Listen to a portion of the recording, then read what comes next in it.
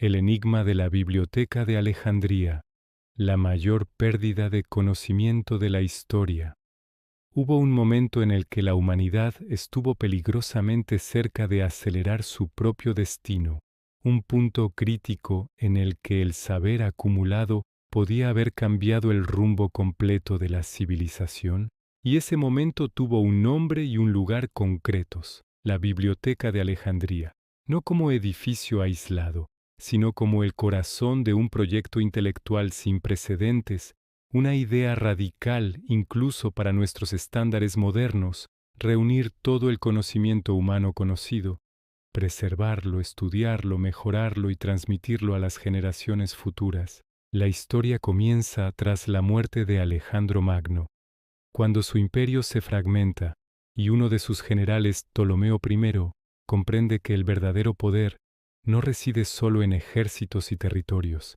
sino en el control del saber, y convierte a Alejandría en el centro intelectual del mundo antiguo, una ciudad diseñada no solo para comerciar, sino para pensar. Y en ese contexto nace el Mouseion, una institución dedicada a las musas, al estudio, a la investigación y al debate, y dentro de él la legendaria Biblioteca de Alejandría, que no funcionaba como una biblioteca moderna, sino como una universidad, un laboratorio, un archivo y un centro de investigación permanente, donde los sabios no eran visitantes ocasionales, sino residentes mantenidos por el Estado, liberados de preocupaciones materiales para dedicarse exclusivamente a comprender el mundo. Y la ambición de este proyecto era absoluta: poseer todos los libros del mundo, literalmente todos, sin excepción, sin importar su origen, su idioma o su ideología. Para ello se establecieron medidas que hoy parecerían extremas.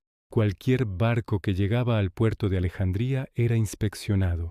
Cualquier texto encontrado era requisado, copiado por escribas expertos, y en muchos casos el original quedaba en la biblioteca mientras al propietario se le devolvía una copia, porque para los gobernantes de Alejandría el conocimiento auténtico tenía más valor que cualquier riqueza material. Se enviaron emisarios a todos los rincones del mundo conocido para adquirir obras, se pagaron sumas enormes por manuscritos raros, se tradujeron textos de decenas de lenguas al griego para hacerlos accesibles, y así poco a poco se creó el mayor archivo de la historia antigua. Se estima que la biblioteca llegó a albergar entre 400.000 y 700.000 rollos de papiro, una cifra casi imposible de imaginar, porque cada rollo representaba años de trabajo, generaciones de observación, siglos de pensamiento acumulado. Allí se desarrollaron disciplinas enteras. Matemáticos como Euclides sentaron las bases de la geometría que aún usamos hoy. Astrónomos como Aristarco propusieron que la Tierra giraba alrededor del Sol mucho antes de que esa idea fuera aceptada. Eratóstenes calculó la circunferencia de la Tierra con una precisión asombrosa, utilizando solo sombras y razonamiento lógico. Médicos estudiaron anatomía mediante disecciones reales. Ingenieros diseñaron máquinas hidráulicas, autómatas, sistemas de vapor primitivos, catapultas avanzadas, relojes de agua y mecanismos cuya complejidad no volvería a verse hasta muchos siglos después. Geógrafos trazaron mapas del mundo conocido y especularon sobre tierras aún no descubiertas. Historiadores recopilaron crónicas de pueblos que hoy solo conocemos por menciones indirectas. Filósofos debatieron sobre ética,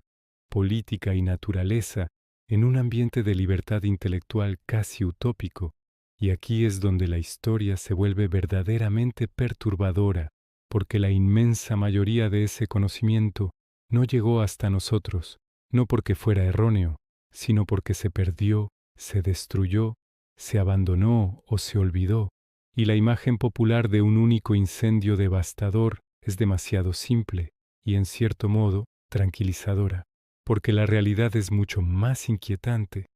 La Biblioteca de Alejandría no murió de una sola vez. Fue desangrada lentamente durante siglos, primero con conflictos militares que dañaron partes de la ciudad, luego con recortes de financiación, después con cambios políticos que dejaron de valorar el proyecto, Más tarde, con el ascenso de corrientes religiosas que veían muchos textos como peligrosos o heréticos, y finalmente con la indiferencia, que suele ser el asesino más eficaz del conocimiento, cada etapa arrancó una parte del archivo, cada decisión redujo su alcance, cada generación que no la defendió permitió que se perdiera un poco más, hasta que un día la biblioteca simplemente dejó de existir, no con un gran estruendo, sino en silencio. Y ese silencio es lo que más debería inquietarnos, porque no sabemos exactamente qué se perdió. No existe un catálogo completo, no hay una lista definitiva de obras desaparecidas, y por tanto no sabemos qué ideas nunca llegaron a desarrollarse, qué descubrimientos se adelantaron siglos y luego se olvidaron, qué teorías científicas quedaron enterradas para siempre, qué soluciones tecnológicas podrían haber cambiado la historia, y esta ignorancia tiene un nombre, es el vacío del conocimiento perdido, una herida abierta en la historia de la humanidad. Algunos historiadores se preguntan si el retraso científico de la Edad Media fue, al menos en parte, consecuencia directa de esta catástrofe intelectual. Si sin la destrucción gradual de Alejandría, el mundo habría llegado antes a la revolución industrial, a la medicina moderna o incluso a la exploración espacial. Pero más allá de las especulaciones, la Biblioteca de Alejandría se ha convertido en un símbolo poderoso, representa lo mejor y lo peor de nuestra especie, nuestra capacidad de cooperar más allá de fronteras y también nuestra facilidad para destruir lo que no entendemos o no valoramos. Hoy vivimos en la era de la información digital y creemos que el conocimiento es indestructible,